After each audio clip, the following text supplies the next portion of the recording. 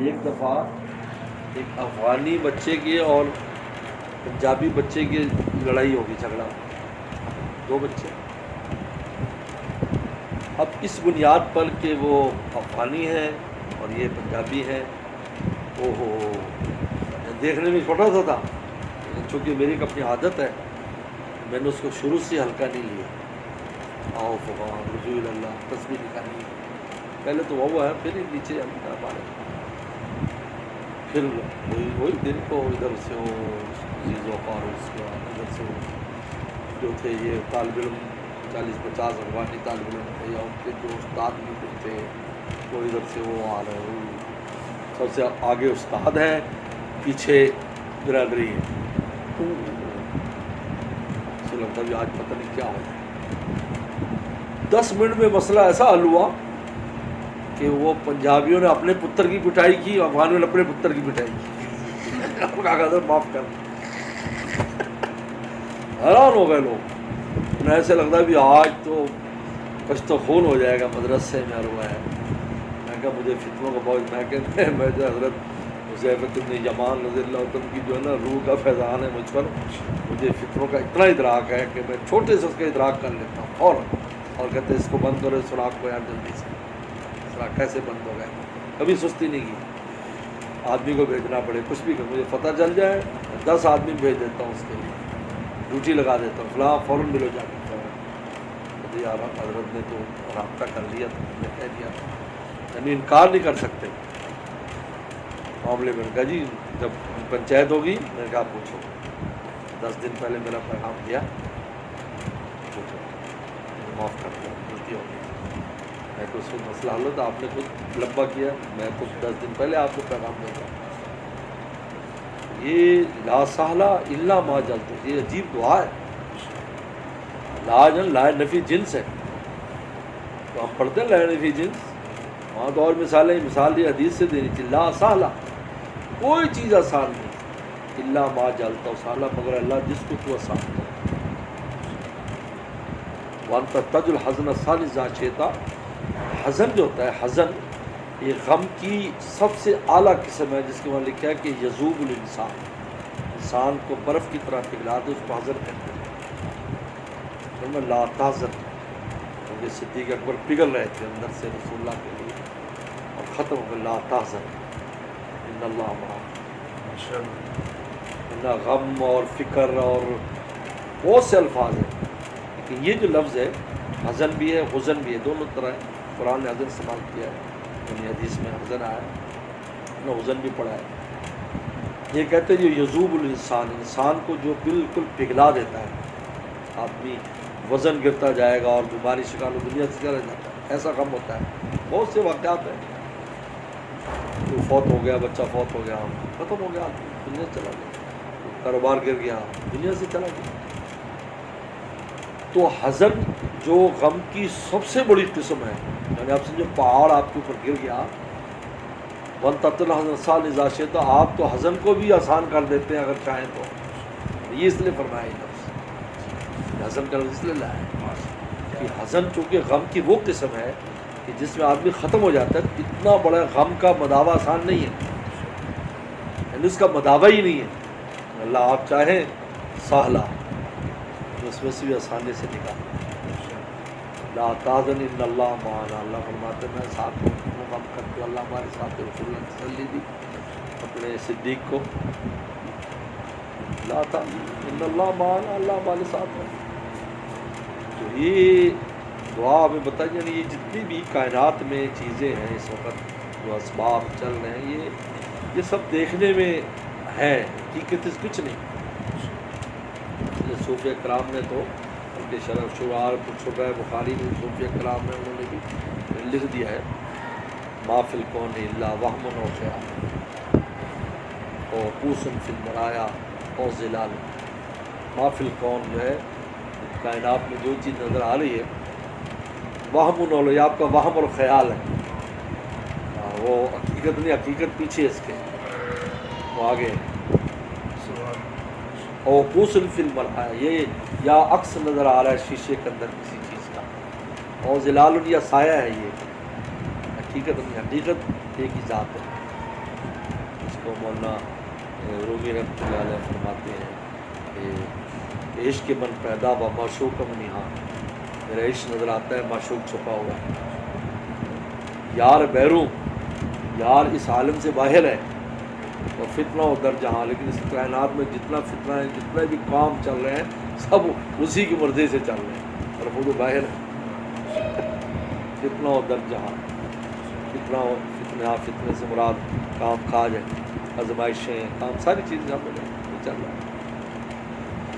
اس لیے دوسرا کہ زلف تست مشک افشانی اما عاشقہ، اللہ تیری زلف جو نا اس سے اصل میں مشک کی خوشبو آ رہی ہے، لیکن عاشق لوگ جب مسلحتے مسلط کی وجہ سے تہمت بر آہو چین بستان، وہ چین کے، یعنی چین تو خوتن ہی ہمارا علاقہ ہے، خوتن کے ہرنوں کے نام لگا دیتے ہیں کہ ان کی نافے سے مشک آ رہی، ورنہ خون میں سے کہاں سے مشک کی خوشبو آئے گی، لیکن یہ اصل میں تو اللہ آپ کی زلفوں کی خوشبو ہے، یہ آپ کی توجہ سے، ورنہ خون میں کہاں سے خوشبو آئے گی، نہیں آئی۔ اس لیے اللہ نے اپنا کمال بیان کیا، دودھ کو کمال بیان کرو کہ ہم دودھ کی نہر چلاتے ہیں، اس میں خون اور اس کے درمیان گوبر میں سے، یہ ہم نے کمال بیان کیا، اور ہم جو ہے نا چھاتیوں میں سے دودھ نکالتے ہیں، ماں کی خون ہے، خون میں سے ہم دودھ نکال رہے ہیں، سب پاکیزہ دودھ پی رہے ہیں، دنیا میں نمبر 1 دودھ جو ہے بچے کے لیے ماں کا دودھ ہے، لیکن ظاہر یہ نظر آتا ہے، اس لیے انسان کو پیچھے دیکھنا چاہیے، پیچھے کیا ہے، اس سے ہمیشہ رابطے میں رہے، اس پچھلی قوت کے جو اللہ کی ذات ہے، اگلے اس میں نہ دیکھیں، چھوٹا ہے بڑا ہے بالکل نہ دیکھیں، اس کا خیال ہی نہ کریں۔ آپ دیکھیں زندگی آسان ہو جائے مزے میں، کہ میں تو کبھی کبھی چلتے چلتے ایسا ہم جو قدم اٹھا دیں یہ آپ کی مرضی سے اٹھا، نہ اٹھائیں تو ہم تو قدم نہیں اٹھا سکتے، تو میں ایسا دل خوشی سے بھر جاتا ہے کہ اللہ اگر آپ نہ ہوتے تو ہم تو جی نہیں سکتے، اس کا ایک لمحہ نہیں جی سکتے، آپ ہیں تو جینے کو دل بھی چاہتا ہے، اللہ نے عمر لمبی کر یا کام کرے کیونکہ مزہ آتا ہے نا ذات الہی کے ساتھ، اگر اللہ نہ ہو تو ہمارا تو کوئی حال نہیں، اس رہنے کی دنیا نہیں ہے، لیکن اس لیے رہتے ہیں کہ ان کے سہارا ہے اور وہ آسرا ہے اور اس میں مزہ آتا ہے، انسان ایسا کام کرے جیسے بھائی پیچھے اللہ تعالیٰ ہے، ان کا سہارا ہے، اور وہ سبحان اللہ عجیب کیفیت ہوتی ہے آدمی، یہ جو ہے اس لیے ان مقامات پر جو حاضری ہے کبھی بھی اس کو روٹین کا نہ سمجھو، میں ہمیشہ کرتا ہوں، میں نے شیخ کی زندگی میں بھی اہل قرات کہتے ہیں شیخ کے پاس حاضری کو روٹین نہ سمجھو، ہم جیسوں کو پوچھو، ہم جو 1000 کلومیٹر سے آتے ہیں تو اس طرح آتے ہیں کہ پتہ نہیں دوبارہ ہمیں یہاں آنا ہوگا یا یہ حرمین کی حاضری کا ہے، جی پکڑ لے جی چلے جائیں گے جی عمرہ کا لیں عمرہ، ایسے 3 سال بوندی لگائی، طلب کے اس دوران مر گئے لوگ، کتنے دنیا سے چلے گئے، اس چیز میں تیاری تھی، حج کے لیے پوری تیاری تھی، سب کچھ تھا، 2-3 سال سے نہیں جا سکے، آخر دنیا سے چلے گا حج نہ کر سکے، دنیا چلے گا عمرہ نہ کر سکے، یہ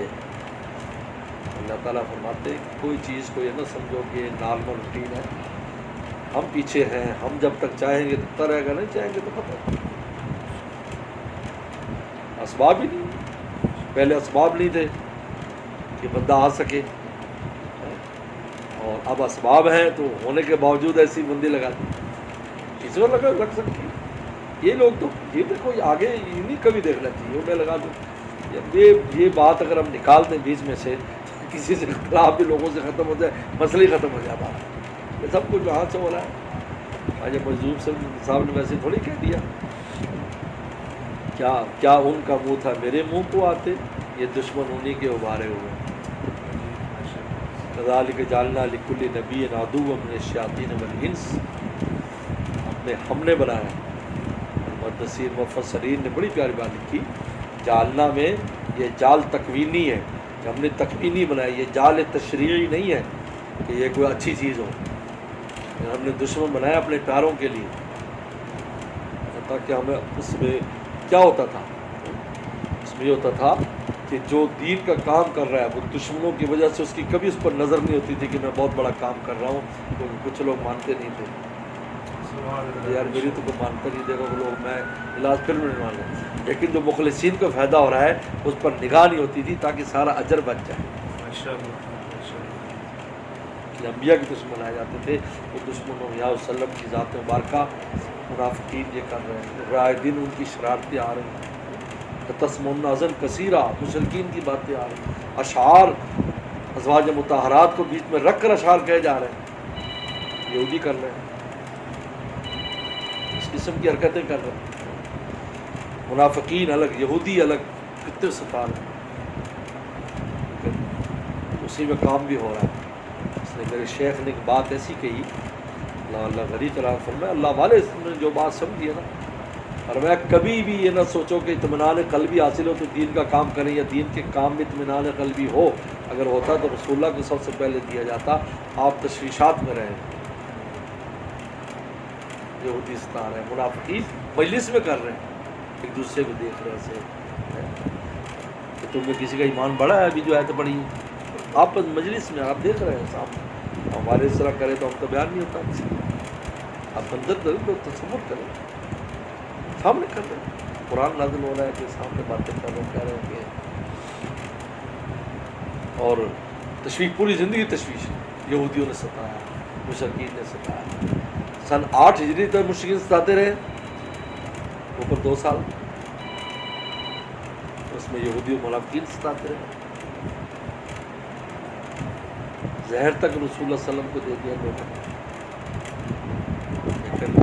آج دیکھو العالم کہاں ہے، نہ مشرکین ہے نہ منافق، وہ پورا عالم میں اسلام پھیل گیا، یہ ہے، اس نے کبھی نہ سوچے یہ کہ جی بس مجھے کوئی نہ کچھ کہے اور میرے سب 100% سارے میرے موافق ہوں، ایسا نہیں ہے۔ اس لیے ایک اللہ والے تھے، ان کے کچھ دشمن تھے، وہ مستجاب الدعوات بہت تھے، جو دعا کر دیتے بس اگلے کا رگڑا بول جاتا، کوئی لوگ کراتے دعا، انہوں نے کہا آپ اپنے دشمن کو بد دعا نہیں کرتے، کہا ان کے ساتھ تو لڑنا بھیڑنے کا طریقہ آ گیا ہے، نیا ہے پتہ نہیں کہاں سے مارے گا، اور دشمن ہونے کدال کے جال نالی تو کیا کروں گا، ان کے ساتھ تو مجھے طریقہ آ گیا کہ کس طرح کشتی کروں گی، میں سنبھال لیتا ہوں، وہ پتہ نہیں کہاں سے وار کریں گے، نئے آئیں گے۔ یہ اللہ اکبر، اس لیے پیچھے جو نا ذات الہی کا سب نظام چل رہا ہے، دوست بھی بناتے ہیں، دشمن بھی ہے، کبھی جو نا اس میں زندگی آسان بس اللہ کے سہارے ہے، ورنہ آسان نہیں۔ علیہ السلام سے افلاطون نے پوچھا تھا نا، اگر آپ نبی ہیں تو میرے ایک بات کا جواب دے دیں، اگر ایک آسمان کمان ہو اور مصیبتیں جو وہ تیر ہوں، چلانے والی اللہ کی ذات ہو، کوئی بچ سکتا ہے؟ اور میں ہاں، تو چلانے والے کی پیٹھ پر آ جائے، میں نے کہا آپ پیغمبر ہیں۔ اس لیے عیسیٰ السلام کے زمانے میں حکمت کا بہت زور تھا، طب کا، اس لیے انگریزوں میں طب اور اس کی تحقیقات کا بہت زیادہ وہ ہے، یہ اصل میں نبیوں سے آیا، جس طرح ہم میں علمی زیادہ ہے نا، کیونکہ ہمارے پیغمبر علمی تھے، اقرا بسم ربک الذی خلق، اس لیے ہمارے ہاں جو علماء اور جو اسناد اور یہ وہ ہے، کوئی نظیر ہی پیش نہیں کر، کسی کے کتب خانے میں اتنی کتابیں نہیں ہیں ہماری، کیونکہ ہمارا پیغمبر وہ معلم الناس تھے، اور اقرا سے شروع ہوا، اور ان کو وحی الہی دی گئی، تو ہر نبی کا جو تھا اس کے مطابق اس کا ذوق ہے، اس کے مطابق ذوق ہے۔ عیسائیوں کے ہاں اس لیے ان کو معجزے بھی طب سے دیے گئے، بندے کو صحیح کر رہے ہیں اور وہ کر رہے ہیں، ان کو طبی معجزے، تو اس پر وہ سب بڑے بڑے طبیب جو تھے وہ آپ کے زیر سایہ آ گئے، تو اس میں ان میں طب کا زور ہے، اور کوئی ایسے اچھمبے کی بات نہیں ہے، یہ سب وہ نبیوں کا ہی فن ہوتا ہے، کسی میں آتا ہے، ہر نبی کے فن ہوتا ہے، جو اس کی امت ہوتی ہے اس کے اندر وہ فن ہوتا ہے۔ ہمارے پیغمبر چونکہ عالم الناس تھے، اور سب سے بڑے عالم تھے، اور سب سے بڑے عالمکم باللہ، لہٰذا امت بھی عالم الامہ ہے، تو میں سب سے بڑی عالم امت یہ کہ ہمارے کتب خانے میں جو ذخیرہ ہے، باوجود اس کے کہ ہر زمانے میں ایسے لوگ آتے رہے جو ذخیرے میں ضائع کرتے رہے، یہ باوجود بھی اتنا ہے کہ آدم السلام سے لے کر اور عیسی السلام تک پوری امتیں ملا کر اتنا ذخیرہ پیش نہیں کر سکتی کہ آپ عالم الاولین والآخرین.